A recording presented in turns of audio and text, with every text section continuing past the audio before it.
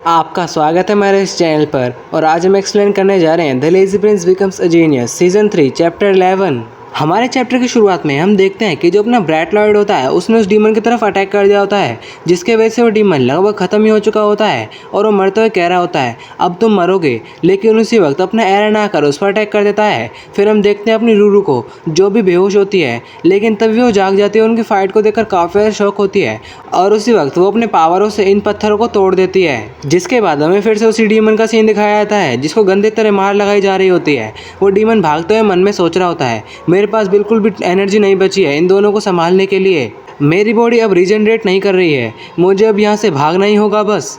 लेकिन तब भी जैसे वो भागने की कोशिश कर रहा होता है तो उसका हाथ किसी बैरियर पर टकराता है और बोलता है आखिरकार ये क्या चीज़ है। लेकिन तभी हमें पता लगता है उस बैरियर को अपनी रूरू ने बनाया होता है। वो डीमन से कह रही होती है तुम्हें क्या लगता है तुम आराम से यहाँ से भाग जाओगे, यहाँ तुम्हारी ग्रेव खुद चुकी है और बस तुम यहाँ पीसफुली मर जाओ। डीमन अपना डीमन उसे गाली दे रहा होता है। पर तभी हमें अपने एरन के स्वॉर्ड को दिखाया जाता है जिसके साथ ही अपना एरन अपनी स्वॉर्ड को लेकर भाग रहा होता है और बोलता है ब्रैट लॉयड। अपना लॉयड बोलता है हाँ मैं समझ गया, जिसके साथ ही बहुत ज़ोर से चिल्लाते हैं दोनों और हम देखते हैं कि डीमन भी काफ़ी ज़ोर से चिल्ला रहा होता है जिससे वो कितना दर्द हो रहा होगा। उसके साथ ही वो दोनों मिलकर एक खतरनाक सा अटैक उस डीमन के ऊपर कर देते हैं जो कि काफ़ी ज़्यादा पावरफुल होता है। उन दोनों की जो पावर होती है दोनों मिक्स होकर उस पर लगी होती हैं, जिसके साथ ही जो डीमन होता है वो काफ़ी सारे टुकड़ों में हो जाता है और हम देखते हैं कि जो उसके टुकड़े होते हैं वो उड़ रहे होते हैं। और अपना लॉयड बोलता है ये मैंने कर दिया, मैंने सच में अपने हाथों से एक डीमन को मार दिया। तभी अपना एरन दूर से बोलता है कॉन्ग्रेचुलेशन। अपना लॉयड काफ़ी ज़्यादा शौक होता है तो अपना जो एरन है वो बोलता है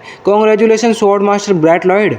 जिसके बाद वो दोनों कह रहे होते हैं अब हमें क्या करना चाहिए, हमें उसी वॉल को फॉलो करना चाहिए जिससे कि हमें एग्जिट मिल जाए।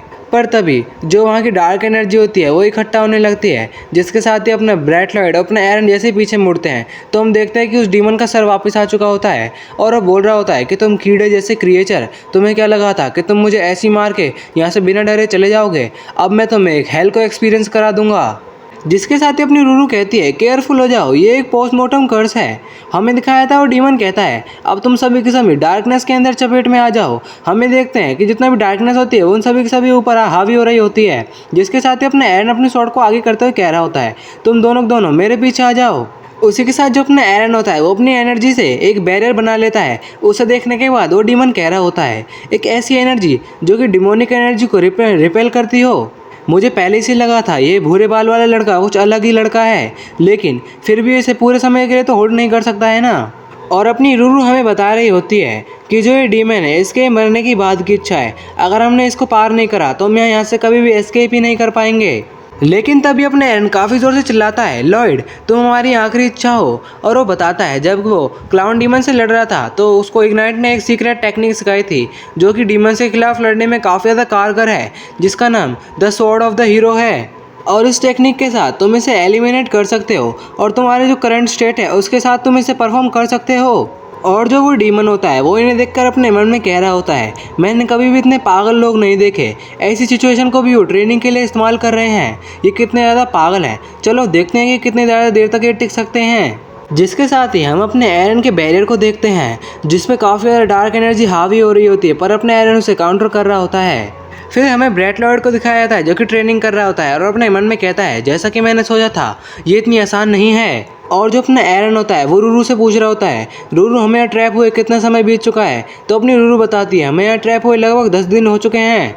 और अपना लॉयड उन्हें देखकर अपने मन में कह रहा होता है अगर एरन लगातार अपने ऑरा को ऐसे इस्तेमाल करता रहेगा तो काफ़ी ज़्यादा स्ट्रेस में आ जाएगा, इसीलिए मुझे इस टेक्निक को जल्द से जल्द सीखना होगा। मुझे शांत रहना पड़ेगा और मुझे इसे धीरे धीरे सीखना पड़ेगा, मुझे जल्दी नहीं करनी है।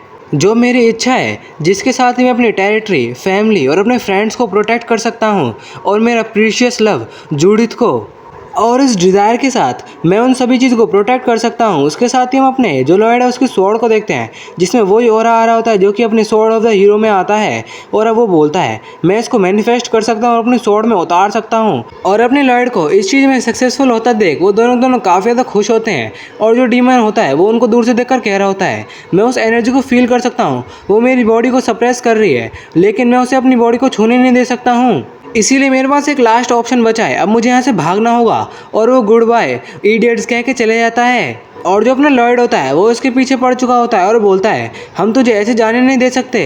लेकिन वो डीमन यहाँ से जाने ही वाला होता है और जाते जाते कह रहा होता है, मैं यहाँ से जाने के बाद तुम्हारे जितने परिवार हैं उनकी जितनी भी डेड बॉडीज थी उन सभी को चुरा लूंगा। लेकिन उसी वक्त हमें एक जाले को दिखाया जाता है, जिसके बाद वो जाला उस डीमन के ऊपर गिर जाता है, जिसके साथ ही हमें वहाँ एक बंदे का हाथ दिखाया जाता है और वो कह रहा होता है, अब तुम्हारा समय आ चुका है कि तुम डिसअपियर हो जाओ। जिसके साथ ही वहाँ काफ़ी ज़्यादा लाइट आने लगती है और डीमन काफ़ी जोर से चिल्लाने लगता है और वो एक बंदा उस बैरियर को कंट्रोल कर रहा होता है, जिसके साथ ही वो डीमन डिसअपियर हो चुका होता है। अपना लॉर्ड उन्हें देखकर बोल रहा होता है, क्या प्योरिफिकेशन मैजिक, मतलब इसका मतलब ये है कि वही लोग हैं ये। अपने एंड बोलते हैं, हाँ ये वही लोग हैं, होली किंगडम के पैलगिन ऑर्डर्स के लोग। जिसके साथ ही हमें पता लगता है ये होली किंगडम की सेकंड डीमन एक्सटर्नेशन स्क्वाड है और जो स्क्वाड का लीडर होता है वो वही ओल्ड मैन होता है और वो बोलता है, एरन पेरेरिया आगे बढ़ो। एरन पेरेरिया, तुम ये जानते हो क्या, जो ये तुमने काम करा ये होली किंगडम्स के ऑर्डर के खिलाफ है। अपने एरन हाँ करता है तो वो ओल्ड मैन कहता है, तुम ये जानते भी और तुम यहाँ खड़े हो, कितने ज़्यादा बेशर्म हो तुम।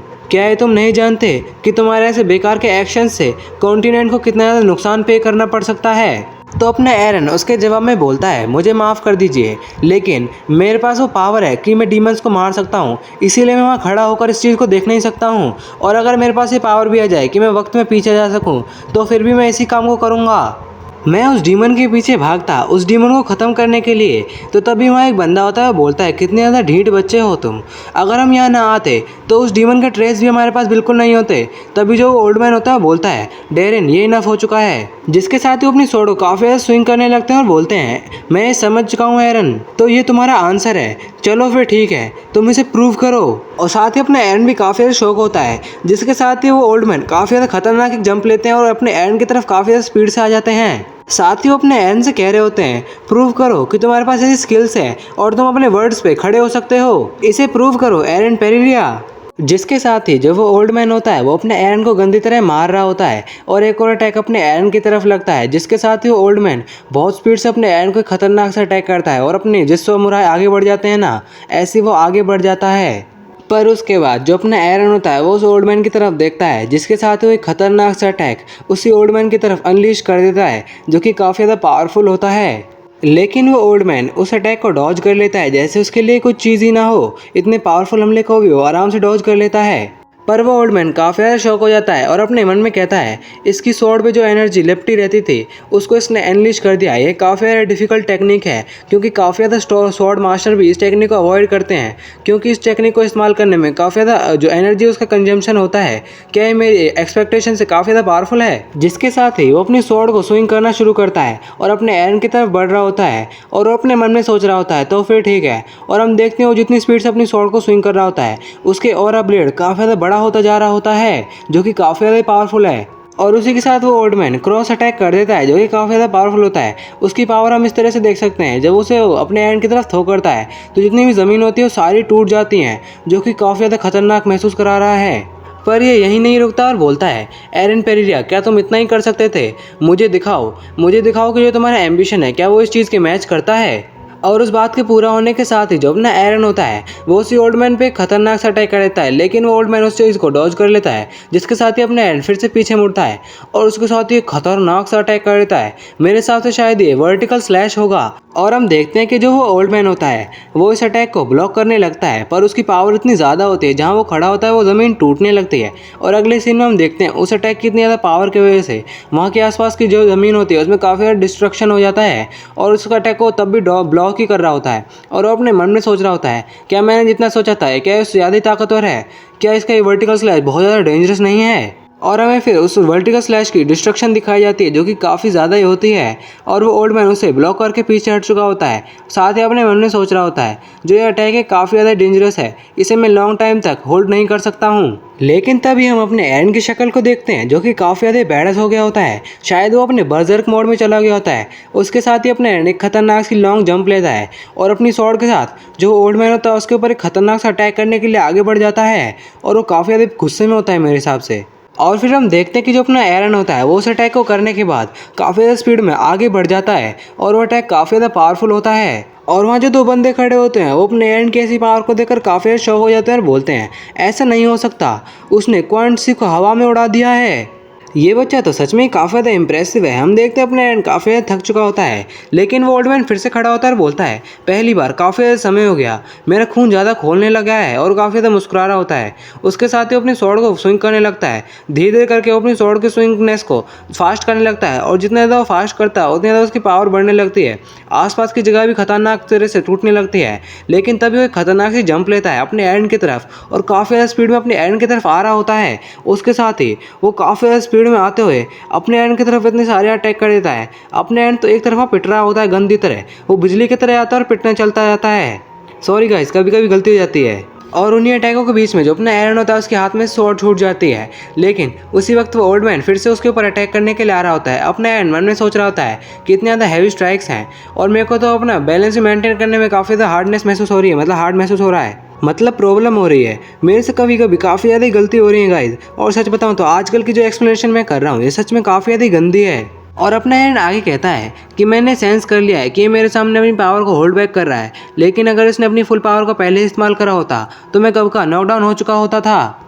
फिर तभी हम अपने एंड के मन में चले जाते हैं, जो कि ऐसा सोच रहा होता है कि एक पुल होता है जिसपे वो सारे एक सारे उससे काफ़ी ज़्यादा आगे होते हैं, और अपने एंड मन में कह रहा होता है ये इजी नहीं है, मैं अब भी उनसे काफ़ी ज़्यादा दूर हूँ, मुझे और भी ज़्यादा ट्रेनिंग करनी पड़ेगी उनके पास आने के लिए, और अभी तक मैंने उस लेवल को अचीव नहीं करा है जो कि मैं चाहता था। और इसी के साथ हम देखते हैं कि जो अपना एरन होता है वो अपनी स्वॉर्ड को समन कर लेता है, और अपने मन में सोच रहा होता है जो भी रास्ता मुझे चलना है वो काफ़ी ज़्यादा ही दूर है, और वो मन में कह रहा होता है पर मैं कभी भी गिव अप नहीं करूँगा। उसके साथ ही वो उस ओल्ड मैन पे एक खतरनाक सा अटैक करता है, जिसके साथ ही वो ओल्ड मैन पीछे होने लगता है। अपने एंड मन में आगे कह रहा होता है मुझे एक एक स्टेप करके आगे बढ़ना पड़ेगा, और मैं डेफिनेटली उस प्लेस को रीच कर लूँगा जिसे मैं चाहता हूँ।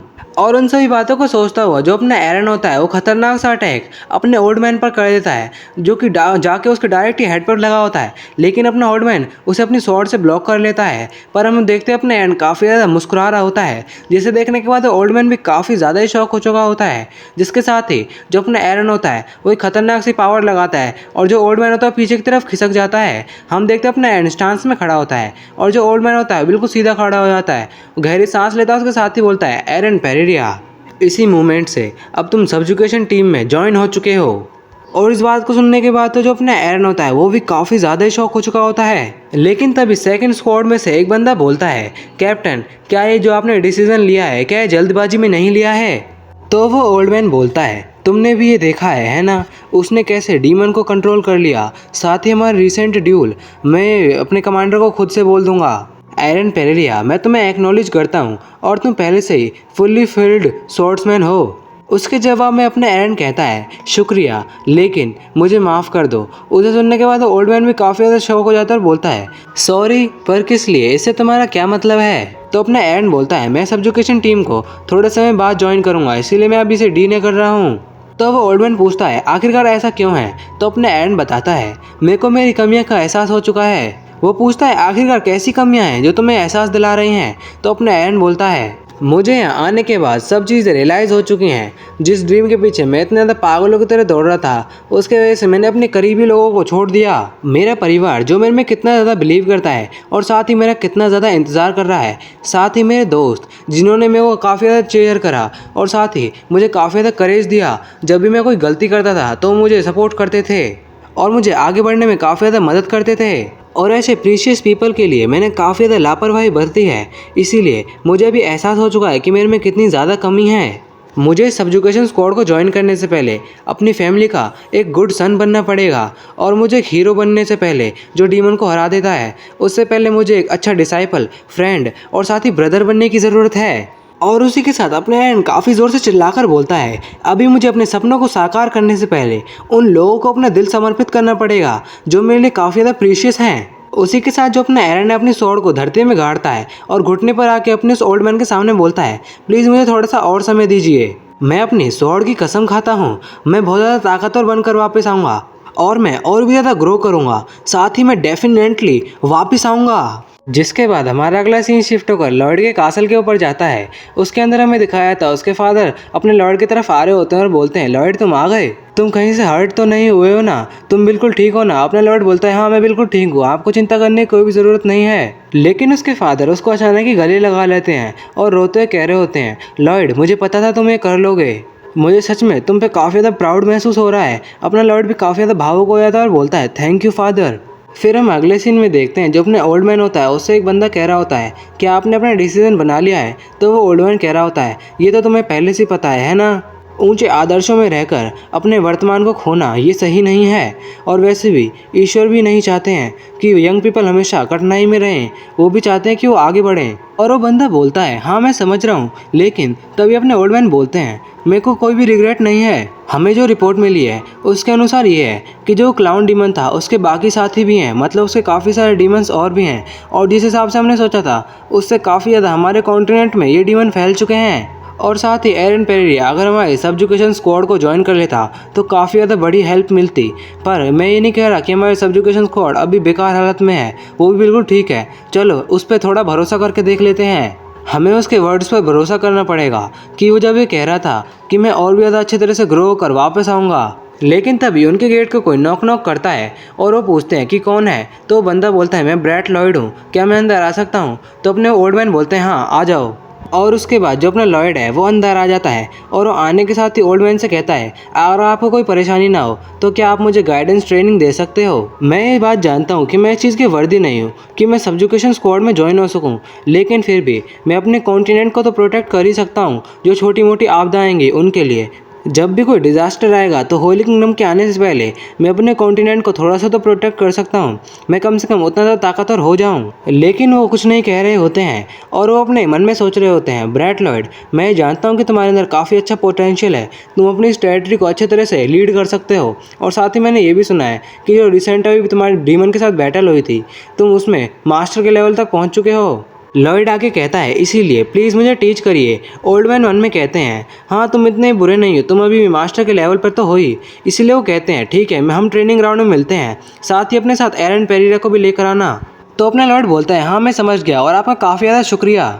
जिसके साथ ही हमारा सीन शिफ्ट होकर उनके ट्रेनिंग ग्राउंड में दिखाया जाता है। अपने ओल्ड मैन कहते हैं अब मैं तुम्हें दिखाने जा रहा हूँ वो और कुछ नहीं होली किंगडम की स्वॉर्डमैनशिप है। जिसे सुनने के बाद वो दोनों काफ़ी ज़्यादा ही शौक हो चुके होते हैं और वो ओल्ड मैन अपनी स्वॉर्ड बाहर निकाल रहे होते हैं और बोलते हैं तुम्हें कोई भी ज़्यादा बर्डन महसूस करने की ज़रूरत नहीं है इसे देखने के बाद। वैसे तुम मास्टर के लेवल तक पहुंच गए हो, साथ ही तुम्हारा एक खुद का स्टाइल भी होगा और वैसे तुम इसे अडेप्ट भी कर सकते हो या फिर तुम्हारी मर्जी है तुम्हें करना है या नहीं। जिस स्वॉर्ड टेक्निक की मैं बात कर रहा हूँ तुम्हें दिखाने की, वो टेक्निक ऐसे डिज़ाइन की गई है कि तुम अपनी ऑरा स्वॉर्ड का इस्तेमाल कर सकते हो। जो होली किंगडम के पैलेडिन्स हैं वो डिवाइन एनर्जी को ऑरा की तरह इस्तेमाल करते हैं। इस बात को सुनकर वो दोनों काफ़ी ज़्यादा शौक हो जाते हैं और अपने मन में कह रहे होते हैं डिवाइन पावर को ऑरा की तरह इस्तेमाल करना। इसके कारण हम बाकी किंगडम्स के स्वॉर्डमैन से ज़्यादा ऑरा हैंडल कर सकते हैं। और हम देखते हैं उनकी जो स्वॉर्ड होती है काफ़ी ज़्यादा बड़ा ऑरा का एक बॉल बना देती है। वो काफ़ी ज़्यादा बड़े ऑरा के आधार पर अपने ऑरा को काफ़ी ज़्यादा कंडेंस करते हैं और अपनी स्वॉर्ड पर उसकी कोटिंग करते हैं। उनकी इच्छा के अनुसार वो उसे शेप देते हैं। और अपना एरन उसे देखकर मन में कह रहा होता है ये तो गोले के समान ऑरा को इकट्ठा करना जैसा है जो कि इग्नाइट ने हमें पहले करके भी दिखाया था। जो ऑरा तुम मैनिफेस्ट करते हो उसे तुम ख़त्म भी कर सकते हो या फिर तुम उसे रीशेप भी कर सकते हो। इस टेक्निक का इस्तेमाल करने से हम पूरी बैटल का रुख बदल सकते हैं और वो डिपेंड करता है कि तुम उसे किस तरह से इस्तेमाल करते हो। जिसके साथ ही वो रुक जाते हैं और बोलते हैं जो टेक्निक है वो यहीं ख़त्म होती है, अगर तुम इंटरेस्टेड हो तो इसे ट्राई करो। जिसके साथ ही दोनों एक साथ प्रैक्टिस करने लगते हैं। तो ओल्ड मैन बताते हैं इसे शुरुआत में अपनी स्वॉर्ड की टिप पर ऑरा को फोकस करो। जिसके साथ ही हमारा सीन शिफ्ट होकर कुछ समय बाद दिखाया जाता है। अपना एंड अपने मन में कह रहा होता है मैंने इसको टिप पर फोकस तो कर लिया है पर मैं इसे और भी ज़्यादा बढ़ा नहीं सकता, क्योंकि अगर मैं इसे थोड़ा सा भी ज़्यादा बढ़ाऊंगा तो मेरी सारी एनर्जी खत्म हो जाएगी। और दूसरी तरफ अपना लॉर्ड थक कर गिर चुका होता है। पर अपना लॉर्ड फिर से खड़ा होता है और वो अपने मन में सोच रहा होता है इसको इस्तेमाल करने में काफ़ी ज़्यादा एनर्जी का इस्तेमाल हो रहा है। मैंने सिर्फ थोड़ा सा टिप पर ही ऑरा को फोकस कर रहा था, उसमें मेरी काफ़ी ज़्यादा एनर्जी चली गई है। सच में ये काफ़ी ज़्यादा ही मुश्किल है, पर मैं उन बंदों में से नहीं हूँ जो थोड़े समय में ही गिव अप कर दें। और वो कह रहा होता है बस थोड़े समय रुको और मुझे देखो, मैं जल्द से जल्द सक्सीड हो जाऊँगा। उसके साथ ही हमारा चैप्टर यहाँ ख़त्म होता है।